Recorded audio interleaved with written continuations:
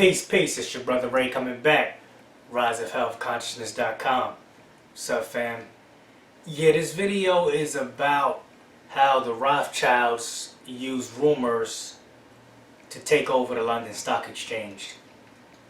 In the 1800s, Nathan Rothschilds, just let me backtrack a bit. The Rothschilds, if I'm sure you heard the term, a lot of people who study conspiracies and knowledge, history, they have come, Rothschilds is something that have came across their studies. Rothschilds are probably the richest family in the world. It's been estimated that they have about 80% of the world's wealth, and that they actually control many politicians globally, and that they select every president, and it's documented that they have been funding wars, both sides, both parties for a long time, about 300-400 years. So back to what I was saying, the Rothschilds in the 1800s, it was a war between Napoleon. I'm sure you're familiar with Napoleon Bonaparte, the French general. He had a war against the Prussians and the British. It's called the Battle at Waterloo. And he actually lost this war. But the trick was that Nathan Rothschild and his business partners in the London Stock Exchange, they had inside information that Napoleon had lost the war before the masses found out about this. So what they did was that they went into the stock exchange and they spread rumors that Napoleon had won the war. This caused a frantic. Everybody sold their stocks, even he sold his stocks, and this basically caused the whole stock exchange to go back to pennies. So being that he had inside information that this was a lie, he was able to buy up all of the shares in the market, which basically made him seize control over the whole bank. He seized the whole stock exchange because of this. And he also, and Rothschilds today, even that's part of their 80% of the world's wealth, they control most of the stock exchange. And as I said earlier, most of the politicians.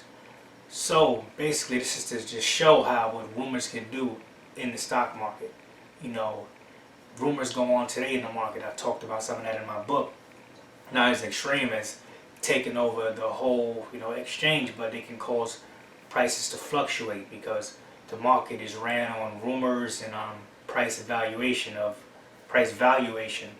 a company is worth 42 million, and people can spread rumors that make it go up, but then the market will correct itself. Same as what happened in England, London. Sorry, what he did. The rumors, everybody caused frantic. Everybody sold their shares, but when the reality set back in, he was the man because he had everything for pennies. So when the price corrected itself, he just, they became trillionaires. So, and some examples of how rumors affect the market today. A few months ago, you had a rumor that Time Warner was going to merge with AT&T, and this caused Time Warner shares to fluctuate, and you might have a rumor about Apple coming out with certain specs of a new phone. This could cause the price to fluctuate.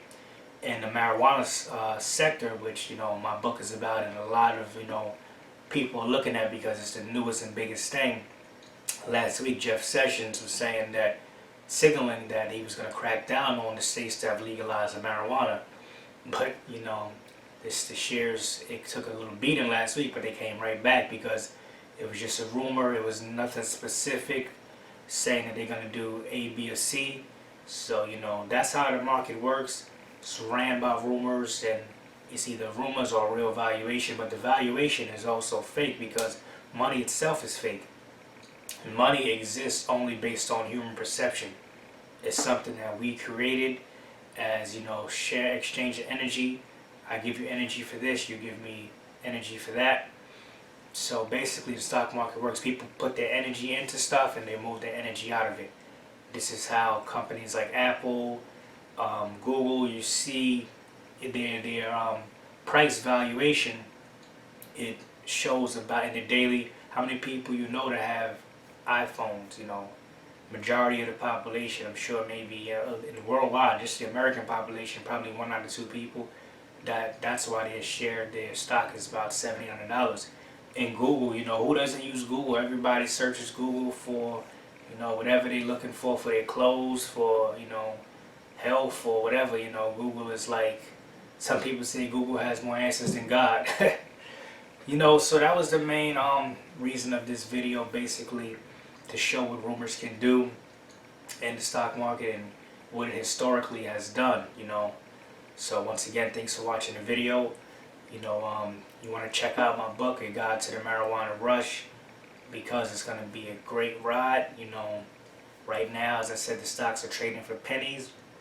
So you don't got to be rich. A lot of people do not know and think everybody that trades in the stock market is rich. Some people make $20 extra a month. Some people might be looking to make extra $500. Some people might really get rich. Some people might lose everything. But it's something to study. You don't got to go heavy.